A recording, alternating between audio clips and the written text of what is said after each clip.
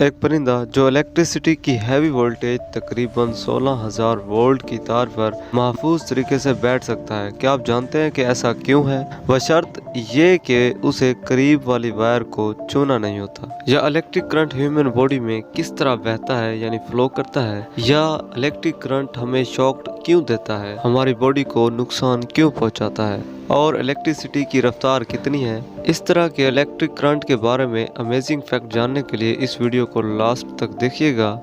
So guys, आज हम electric shock के बारे में बात करेंगे। तो सबसे पहले हम ये समझेंगे कि इलेक्ट्रिक शॉक है क्या और हम इससे कैसे बच सकते हैं।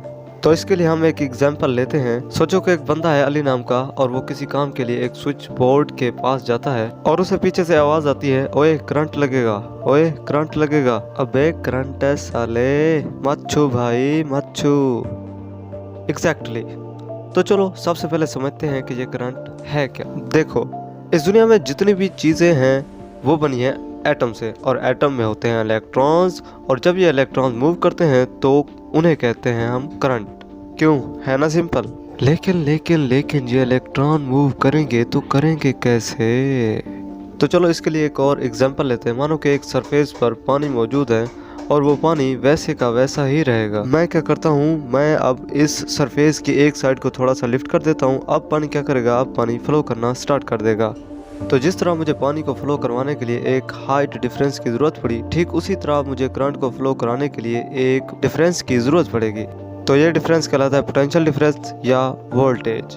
तो जो करंट है वो तभी वर्क करेगा जब किसी कंडक्टर के दोनों एंड्स पर कोई पोटेंशियल डिफरेंस होगा। For example 5 volt. अब 5 वोल्ट का मतलब ये है कि कंडक्टर के एक पॉइंट पर प्लस 5 वोल्ट हो और दूसरे पॉइंट पर 0, या फिर एक एंड में 10 वोल्ट और दूसरे पर 5 वोल्ट, या वो कॉम्बिनेशन जिसका डिफरेंस 5 वोल्ट हो। इसलिए तो उसे पोटेंशियल डिफरेंस कहते हैं। अब करंट का सिर्फ और सिर्फ एक ही मकसद है कि वो हायर पोटेंशियल से लोअर पोटेंशियल की तरफ फ्लो करे। लेकिन क्यों? इसलिए। अब एक फैक्ट की बात ये भी है कि ये जो हमारी अर्थ है ना, इसका पोटेंशियल 0 माना गया है। दैट्स मीन जितने भी हायर पोटेंशियल वायर्स हैं, अगर उन्हें मौका मिले तो वो अपना सारा करंट ज़मीन में डिस्चार्ज करना चाहेंगे। लेकिन इसके लिए हमें ये समझना होगा। मान लीजिए कि ये हमारे पास एक लाइव वायर है जो एक प्लग पॉइंट है। अब इसका पोटेंशियल 220 वोल्ट मान लेते हैं। अब इसके नीचे एक ज़मीन है जिसका पोटेंशियल डिफरेंस 0 वोल्ट है। अब जो ये करंट है ना, इसे प्लग पॉइंट से ज़मीन तक जाने में एक मीडियम की ज़रूरत है। तो क्या यहाँ पर कोई मीडियम मौजूद है? बिल्कुल सही, हवा। पर हम सब जानते हैं कि करंट कभी भी हवा में फ्लो नहीं कर सकता। क्यों?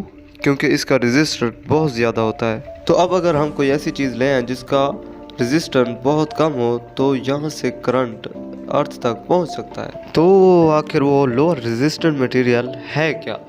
वो कुछ भी हो सकता है, जैसे कि एक वायर। इसकी रेजिस्टेंस कम होने की वजह से करंट प्लग पॉइंट से अर्थ की तरफ बहना शुरू कर देता है। इसलिए जब कोई इंसान प्लग पॉइंट पर उंगली रखता है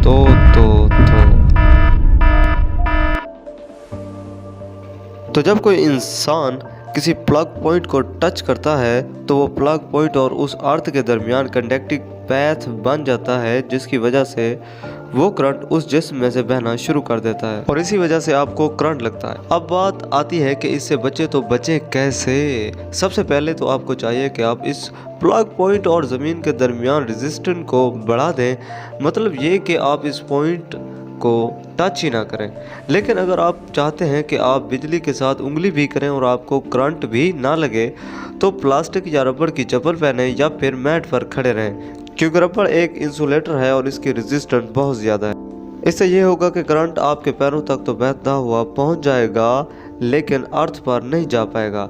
तो जब करंट ज़मीन तक पहुंच ही नहीं पाएगा तो सर्किट कंप्लीट ही नहीं होगा और आपको करंट भी नहीं लगेगा। तो हमने ये सीखा कि हमारी बॉडी जब लो पोटेंशियल और हाई पोटेंशियल के ऑब्जेक्ट्स के दरमियान लिंक बन जाती है तो हमें करंट लगता है।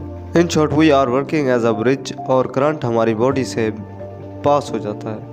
लेकिन करंट बहने से डेथ क्यों हो जाती है? क्यों? इसके लिए एक और एग्जाम्पल।